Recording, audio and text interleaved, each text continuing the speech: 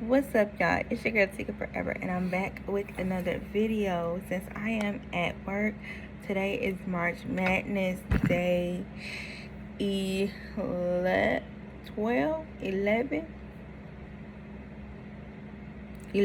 because it's Tuesday. And I do 5 videos a week. Check them out in the pinned card above. I don't know which side it's going to be on, but since I'm at work, I thought it was appropriate to do a what it's like to do document review. I'm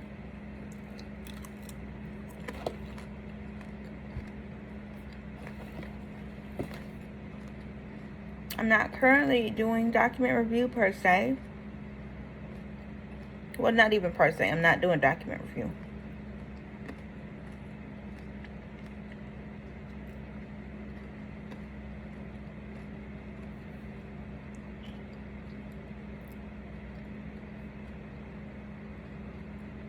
I don't know why I just did that on camera. I gotta go get my nails done, y'all. I'm trying to figure out my birthday outfit before I go get my nails done because your girl is trying to pop out. But before I get started in this video, don't forget to like, comment, share, and subscribe.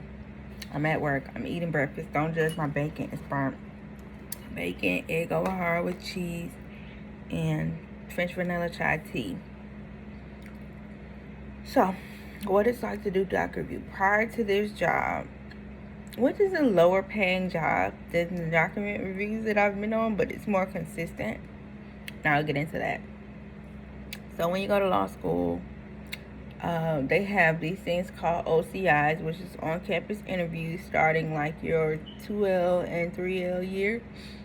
It depends on what school you go to, how many you get, and what places come to interview you. Of course, if you go to an Ivy, like all the big law and small law, they want the people from the Ivies because the perception is that they're the best of the best. When in reality, people who go to tier 2 and tier 3 schools, will be just as great of a lawyer. They just aren't the best test takers, which in my opinion is not an indication of a person's level of ability. But went on from there. So once you go to law school, you go through 1L year. 1L year is basically just the basics of the law, like your criminal law, property, contracts, constitutional law, legal writing, and research. Like we had blue booking, which is citations. We had 2 or 3 courses on blue booking. Then we kind of moved into 2L year. Like they put us on 2 tracks for 2 sections. The first half of the semester, 1 section was on the transactional side of the law, and they took like a lot of legal writing and transactional courses like titles and stuff like that. And we kind of started like introducing bar study strategies, and then second semester is more criminal litigation based, and that's where the trial and mock team tryouts and things like that were being held. And then they had some administrative law electives and moot court and things like that. And then you get into 3L year and you're taking your basically your extracurriculars and like your specialty classes, like wills and trusts, family, like things that are going to be on the bar but you're not required to take. Like secure transactions for me was payment systems. My strategy was get the most out of law school because I was paying so much. So I basically took every class that the bar tested except for family law. I just didn't have time to take that, but I took everything else. I took criminal law, criminal procedure. Like I went to summer school and took criminal procedure. So that was that. And then I did mock trial. I did internal competitions. We did oral arguments. We did all that stuff. So all of that's preparing you and getting your GPA and your rank together so you can start applying for jobs. So the main way you apply for jobs is through OCIs. And in some schools, they'll send you to career fairs. My school sent us to the Southeastern Minority Job Fair, SIMJEF, second and third year if you desired to go. Now, if you knew somebody and they were a lawyer and you already had your stuff lined up, then this didn't apply to you. This just applies to people like me who are first generation college students who had no real foothold in the legal system in the region that I was in, and I needed the most assistance with navigating and, opening doors for myself or having doors open for me. So I went to career fairs, like I went to the job fair. Y'all, I just want to say this nail did not come off. It was clear. I have 4 orange and a clear on both hands. But yeah, so I went to the job fairs both years, and that's great. How they do it is beforehand, you submit your resume, your writing sample, your credentials and all that, and then you place bids on who you want to interview with. So they'll tell you, like, okay, you've got an interview with the Queens County District Attorney Office, which is somewhere that I had interviewed with, and then it was a couple of firms here in Atlanta, and then like a few firms other places. So since I wasn't in Atlanta, I would come home because I'm from here, and I would go to the job fair, and then I would go back to school. Why does this keep doing this? I'm active. Like, what are you doing? I am at work, so I'm just monitoring that. But yeah, so I went, nerve-wracking, everybody in suits, hundreds of people running around with portfolios, the best suits, just talking themselves up. Oh yeah, I'm this, I'm that, I'm this, I'm that. But yeah, so you go in your interview, and then you have to wait to see if you get a call back the second day, or they email you and say they want to interview you again. Most times they want to interview you a second time. They fly you out, and if it's a firm where you got to do a third interview to meet the partners, that basically means you got the job unless you royally screw up. And then another form of getting a job is OCIs, which is on-campus interviews. And like I was saying, most OCIs go to the Ivies, tier 2 and tier 3 schools. They get some, but not as many. We had a few. I didn't know what they were at first. Like, our school would talk about them, but I had no clue what they were until somebody told me. So I was ignoring them for a long time. But at other schools like Columbia Law and things like that, they're a big deal, and everybody has to participate. Their goal, I guess one of their goals is to get you employed, and I think my school was more so get you through law school and to pass the bar.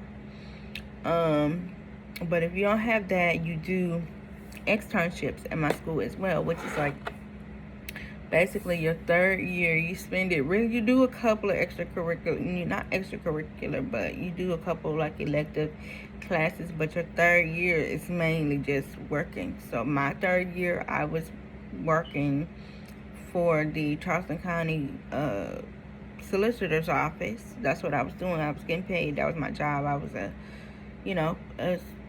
legal intern for them, basically the prosecutor's office. So I was doing everything that they do. That's why I had said that I wanted to be a prosecutor, because I really enjoyed that job. I don't know if it was my bosses or if it was the job itself, but I really enjoyed that environment.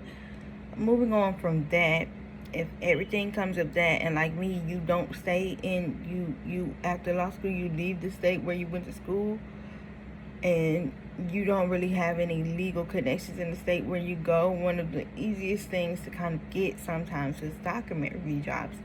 And that's the subject of this video. What it's like to be a document review worker. I might actually make this a separate video. So if I end it here, see y'all in the next video. But let's continue. What it's like to be a document review worker. So basically what happens with a lot of document review is that you find a job through job boards like Indeed, ZipRecruiter, sometimes LinkedIn. There's a email server that you can become a part of called the Posse List. They send out document review jobs like daily for licensed and unlicensed attorneys, JDs specifically, or like paralegal positions and things like that. You can go through a staffing agency like legal people and stuff like that. There are ways to get in contact with some document review firms, and the pay is varying. Of course, most people want to get the higher paying jobs. My first document review, I think, was $16 or $18, which people were like, that's astronomically low.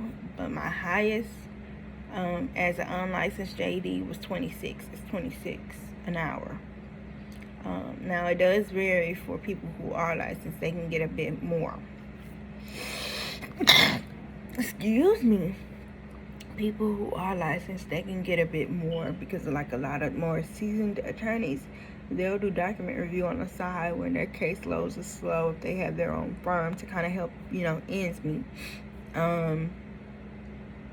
But yeah, you go to these job boards, you submit your resume, you submit your credentials, and they'll call you and say, are you available for this project? And you come in, they give you like the rundown. You have to sign all the confidentiality agreements. They'll give you a rundown of what what they're looking for, what they're not looking for. So basically, they teach you how to use this system called Relativity, and there's another one that we use, and I can't remember right now, but I know how to use both of them. And it's basically where, I know most of you probably seen the movies back in the day in the law firms where they had the new attorneys in like this closet full of boxes and paper, sifting through papers during discovery to try to find a piece of information that they could use in that case. So basically, that's what EDiscovery or document review is. You are electronically sifting through those boxes of paper during discovery to try to help your client find something that may be of use. So the categories generally are responsive, not responsive, responsive family, and things like that. So sometimes documents are grouped together. Maybe one document in the group of papers is responsive, but the papers have to stay together, so then it'll be responsive by family. One is responsive and the rest are responsive by family. But if it's a single document and it's not responsive, you just say, okay, this single document is not helpful, so it's not responsive. So you're really just going through and you're sifting through the paperwork. I mean, it's 9 to 5 literally, or 8 to 5 every day, depending on what agency you work for. Some are a little more lenient than others and less micromanaging, but others are very micromanaged, and they require you to have like a certain amount of documents per hour. And I'm gonna just be real with you. Sometimes, like the companies that pay a little bit more, their requirements are very, very strict, and the subject matter is very, very dense, and usually something you're not familiar with, like pharmaceuticals, anything, just like chemicals, compositions, and stuff like that, like data breaches, and just real technical stuff. Like a lot of document review that I've seen is like a lot of technical, pharmaceutical, data breach type stuff that most people honestly don't want to do, but it's a job for people who need a job. So I guess you'll do it because you have to, because either you have to pay rent or you got bills and stuff like that, so you're willing to do it. So you literally enter 8 to 5 every day, sometimes later, because sometimes it's 7 to 7. So sometimes people are in there 7 to 7, 3-4 days a week, off the rest of the week doing another job. Back when we were in office, 1 hour lunch. It's a cool way to meet people, because you meet people, you get cool with people. Like I met another Spelman sister working at one of the jobs I was working at, and then I met my homegirl who introduced me to soap making at one of these jobs. So she, it's cool, but it's a lot. And like another downfall of being a good document review worker, you become so expendable. Like it's not it's not guaranteed income, so you have to be ready. That's why people try to get the highest paying gigs, because if they last 2 weeks, you know, I'd rather get $8.50 a week versus $6.50 a week, and I don't work again for a month. You know, so you're very expendable. So you gotta come in. You gotta be a fast learner. You gotta try to catch on fast, because they are watching you. They do check your work, so they don't take kindly to like a whole lot of mistakes. You know, the first day or two they'll be kind of lenient with mistakes, but after that, if you're not rolling or you're not coming in on time or you're not working, getting the amount of hours or documents, they will let you go, baby. So with that being said, I actually I found another job. They approached me and they were like, we need help on this project. It's not document review, and it's more long term. It's in the legal vein. It is in the legal vein, honestly. We're I'm not gonna say what we do, but it's in the legal vein, but it's not document review. It's strategic, and it's not hard work. It just can get very busy, but it's more stable than document review. Like, I have a friend who I talked to yesterday. She's on the same project, and it's March. She said that she's been working since December. So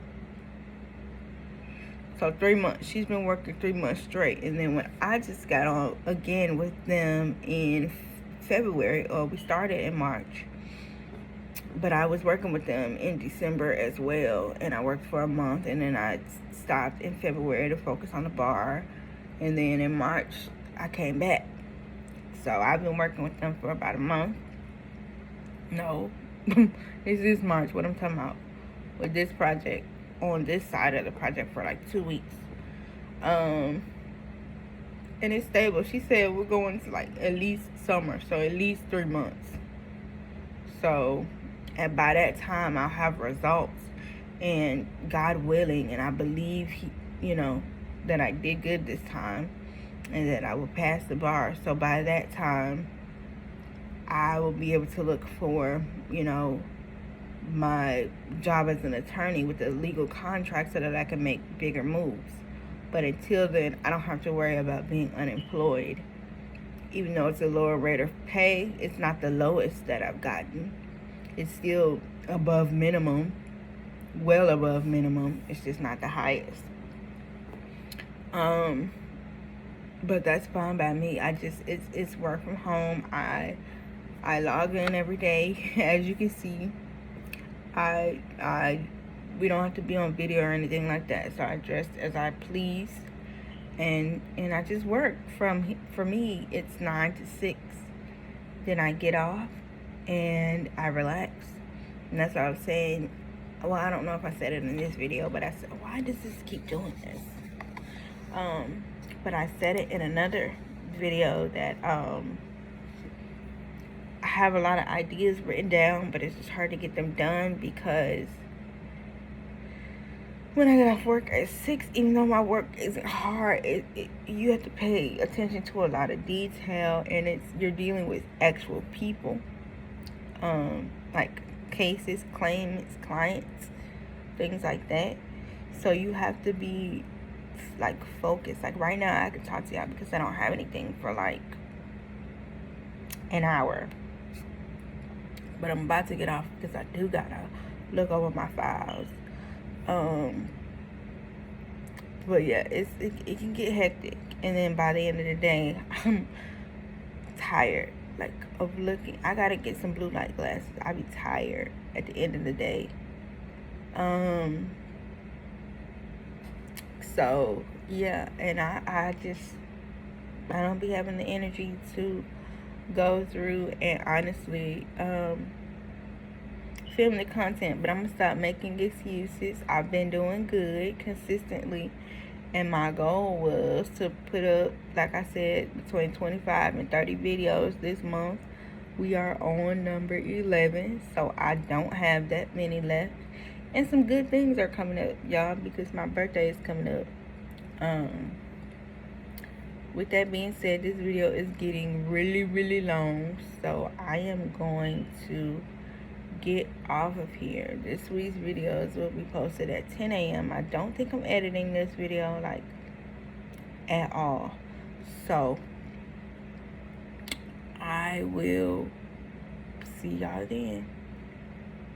Until next time, don't forget to like, comment, share, and subscribe. And over here, love is the means, love is the motive, and love is the message. See you. Bye.